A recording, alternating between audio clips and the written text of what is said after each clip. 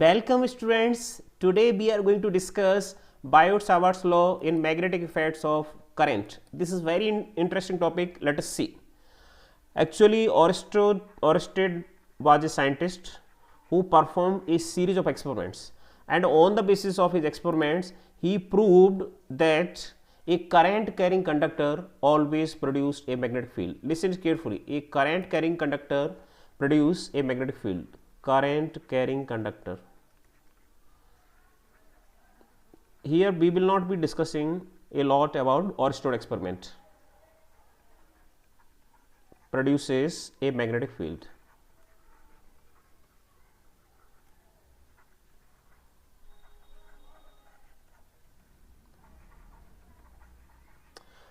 Later on, Bio-Savart were two different scientists who worked on it, and they proposed relationship between the strength of magnetic field and the different factors affecting it. So, consider a current carrying conductor XY. As you can see, the XY is a conductor, this is the conductor, current carrying conductor, right, and we are considering a very small part of this conductor, that is dl. The length of this part is dl, and at a distance r from this conductor there is a point P whose position vector has been denoted by vector r, and theta is the angle between the position vector of point P and the dl, direction of this current carrying element, and dB, that is the magnetic field at point P due to this current carrying element, right. Now, according to Bio-Savart's law, the magnitude of the field, magnetic field dB, is affected by 4 factors. The first one is the magnetic field is directly proportional to the current flowing through the current carrying conductor, right, and the second part is this magnetic field is directly proportional to the length of current carrying conductor considered by us, and third part is this magnitude of magnetic field dB is directly proportional to the sine of angle between the position vector and the length of current carrying element, and there is fourth part.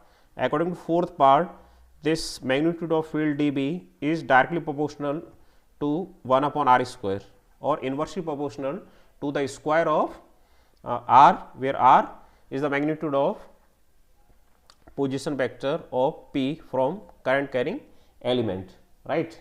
If we combine all these 4 parts, the first part was dB is directly proportional to I, second part was dB is directly proportional to dl, third part is dB is directly proportional to sin theta, and fourth part is dB is inversely proportional to 1 upon r square, r square.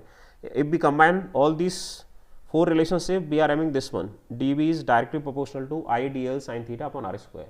If we remove the sign of proportionality, then we will introduce a constant of proportionality which has been denoted by k. So, we are having dB is equal to k I dl sin theta upon r square, that is Bio-Savart's law, right. For free space and in SI units, the value of this constant of proportionality is given by mu naught upon 4 pi, and this value is 10 to the power minus 7 Tesla meter per ampere, or Weber per meter per ampere, right, that is the unit of K. So, Bio-Savart's law in SI units may be expressed as, now we have replaced K by mu naught upon 4 pi. So, this becomes the expression for the magnetic field by Bio-Savart's law, that is dB is equal to mu naught upon 4 pi I dl sin theta upon r square. Okay. Now, what we have done in the second expression, we have multiplied numerator by r as well as denominator by r cube. Now, you can see it that if I write dl into vector dl into vector r, then this is the cross product of dl and r, because it will be equal to dl r sin theta. So, it can be written in form of vector product, right. So, that is why in vector form we can write dB is equal to vector dB is equal to mu naught I upon 4 pi dl vector cross vector r upon r cube. Why we have written that? I have already discussed with you, right. Now, direction of vector dB is given by right hand screw rule. The direction of dB is the direction of the vector dl cross r, right? It is given by right hand screw rule. If we place a right handed screw at point P, the point P was there, if we place a right hand screw at point P, right, perpendicular to the plane of paper and turn its handle from dl to r, and if you remember the diagram was little bit like this. Let me draw the diagram once again. It was like this, something like this. This was the point P and this is dl and this is r, right? This is the angle theta. Okay.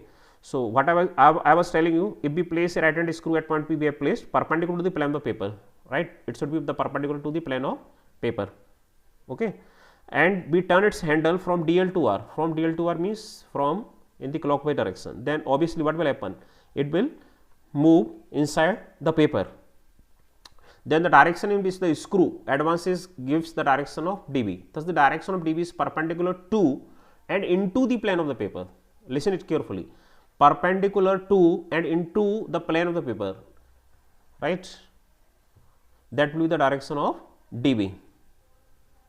And if theta is equal to 0, we were having this expression dB is equal to mu naught upon 4 pi I dl sin theta upon r square, and this the diagram was like this. This was the point P and this is theta. Diagram was like this. If theta is 0, it means point P is lying on the axis of the wire. Point P is here. Then what will happen? The value of sin theta will be 0 because sin 0 is 0. Sin 0 is 0. So, in that case dB will be 0. So, we can say the magnetic field is 0 at points on the axis of current element. If you are considering any point on the axis of current element, then magnetic field will be 0, right? And the second part is if theta is equal to 90 degree, again let me write that expression dB is equal to, we are having mu naught upon 4 pi into I dl sin theta upon r square. If theta is 90 degree, then what will happen? Sin theta will be 1, that is the maximum value.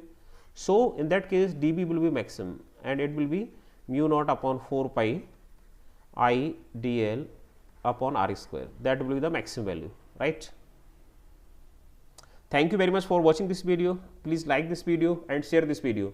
If you have any doubts, any query, any question, please mention in the comment section. And if you want video on any topic of your choice, do mention in the comment section. Once again, thank you very much. Jai Hind, Jai Bharat.